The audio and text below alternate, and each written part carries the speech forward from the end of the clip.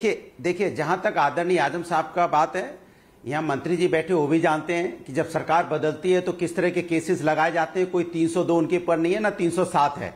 वो जबरदस्ती वाले केसेस, बकरी चोरी, भैंस चोरी, ये जमीन कब्जा कर ली। कमाल की बात, इतनी बड़ी यूनिवर्सिटी जमीन लेना ठीक है, आपने उनको जेल में डाल दिया चूंकि आप मार्केटिंग। सुन तो मैं अपनी बात कर लू ना। अरे केसेस लगाना अमीर जी सरकार के हाथ में होता है। हमें कितनी बार जेल भेज दी, तो मैं माफिया हूं क्या? मुझे जेल भेजा कि नहीं भेजा? मैं माफिया नजर आता हूं क्या? सतीश महाना जी और हमारे सामने खड़े हो जाए, उनकी एजुकेशन, मेरी एजुकेशन देख लीजिए। बात ऐसा थोड़ी किसी को भी जेल भेज सकती है, सरकार के ऊपर में क्या है। इसलिए दूसरी बात, आप उस पर विश्वास करेंगे जैसे भी सवाल पूछा गया जिसे विवेक तिवारी की हत्या हुई थी। क्या कांग्रेस तो कह रही है कि योगी आदित्यनाथ सड़क पर थे जब कोरोना हुआ। कांग्रेस के नेता ने बोला योगी आदित्यनाथ सड़क पे थे, उनके पिताजी का स्वर्गवास हो गया, देहांत हो गया, उसके बावजूद वो काम कर रहे थे। अरे मैं पूरी बात कर लूं। किसी के पिता का अगर देहांत हो जाए तो उससे बड़ी चीज क्या होगी? अरे मैं बात कर लूं अपनी।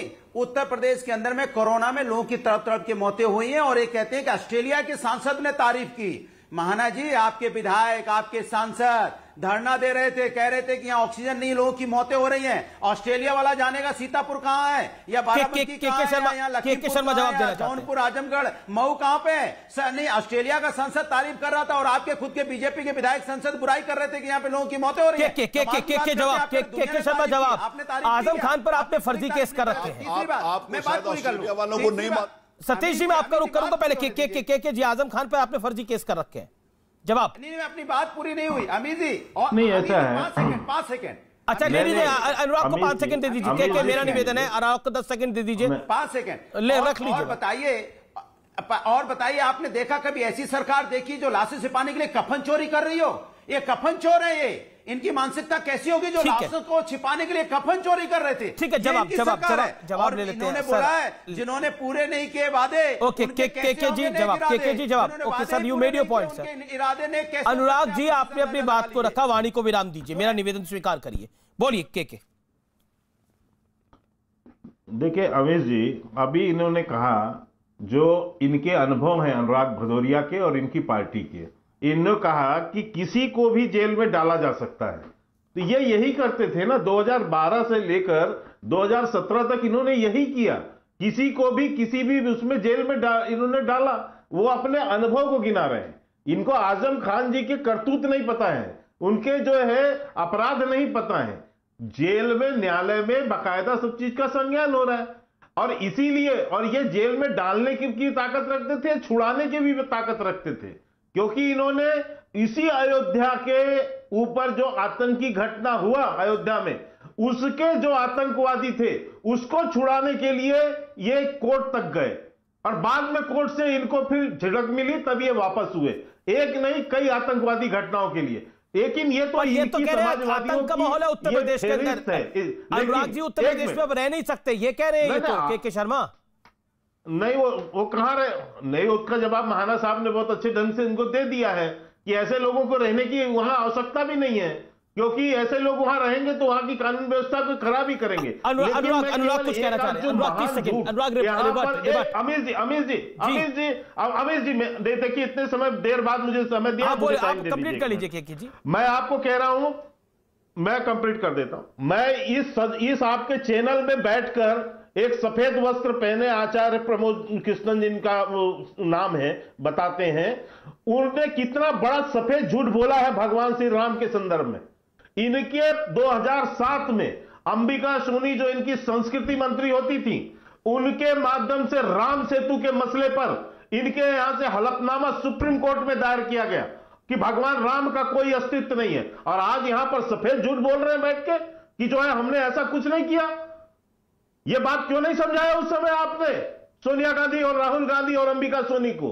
तो इस तरह का बैठकर झूठ बोलना, यही नहीं, आपने हिंदू आतंकवाद जैसा शब्द गढ़ा कि आप हिंदुओं को बदनाम कर सकें।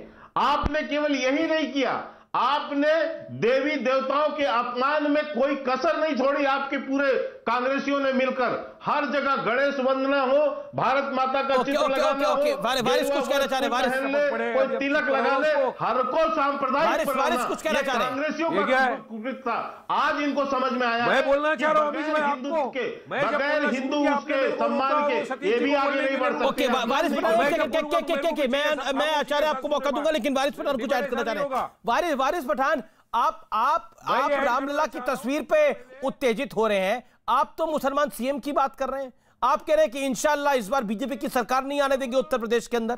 मैं उत्तेजित हो रहा हूं इस बात पे लेके कि अमीश देवगन जी आप सबको बोलने का मौका दे रहे हैं, और जब मैंने बोलना शुरू किया तो आप बीच में टपक पड़े, सतीश जी बीच में टपक पड़े। मेरा कार्यक्रम है, तो इस कार्यक्रम में ही रहूंगा। मिनिस्टर है, ये संविधान की शपथ लेकर मिनिस्टर बने, लेकिन इन्होंने 1 घंटे से आपके चैनल पे बैठकर सिर्फ और सिर्फ सफेद झूठ बोला है और कुछ नहीं किया है। इनको जाके उन तमाम लोगों से माफी मांगनी चाहिए सबसे पहले, जिन्होंने अपने परिवारजनों को खोया ये कोरोना काल के अंदर। अब बात नंबर 2, आचार्य जी की मैं बड़ी इज्जत करता था, आज आचार्य जी ने कहा, उनके दिल की बात आई गई जुबान के ऊपर दुनिया के सामने कि वारिस और आचार्य जी को स्टार्टिंग से ताला खोलने से लेकर एंड तक, शिलान्यास तक कांग्रेस उसमें शामिल रही। तो आचार्य जी क्यों मुसलमानों को बेवकूफ बनाया जा रहे हो उतने सालों से सेक्युलरिज्म के नाम पर? उनके साथ जाते हो, टोपी पहन के ईद बना लेते हो और बाद में इस तरह की आप करते हो। आज आपने कह दिया सब पब्लिक के सामने, अच्छी बात है, पब्लिक जनता जनार्दन है, सबको पता चलना भी चाहिए कि कांग्रेस का असली रूप क्या है। इसलिए मैं तो अमीश भाई हमेशा बोलता हूं, ये कांग्रेस और भाजपा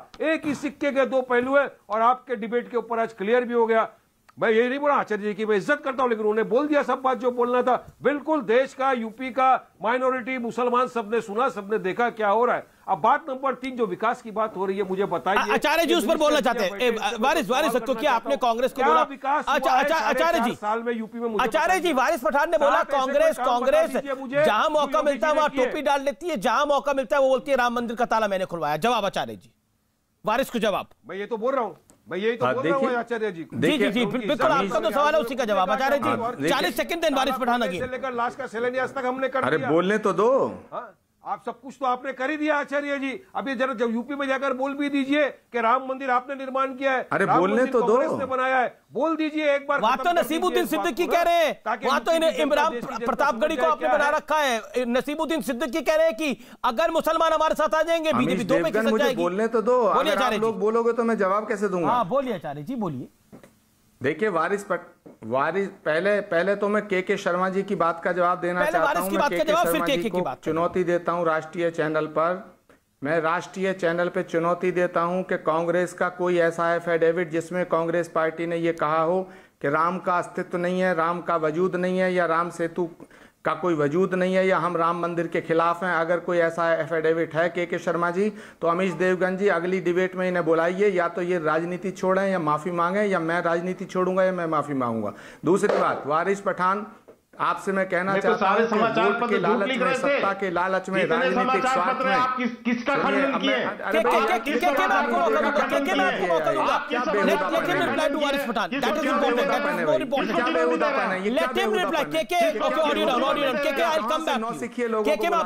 कहां से पकड़ लाते हो इन नमूनों को भाई? नहीं देखिए, शब्दों की मर्यादा रखिए आचार्य जी, अपनी बात को। बेवकूफ बदतमीज नमूने, आप जैसे ढोंगियों, आप जैसे ढोंगी लोग जो आते हैं, मैंने जवाब दिया, मैं सवाल कर रहा हूं, जवाब देना बीच में क्यों बोलते हो भाई? पहले इनको कहिए अपना शब्द बीच में बोलते हो? ये जो है दाढ़ी बढ़ा के बैठ के यहाँ पर ना, ये तुम्हारे संस्कार मुझे लगता है कि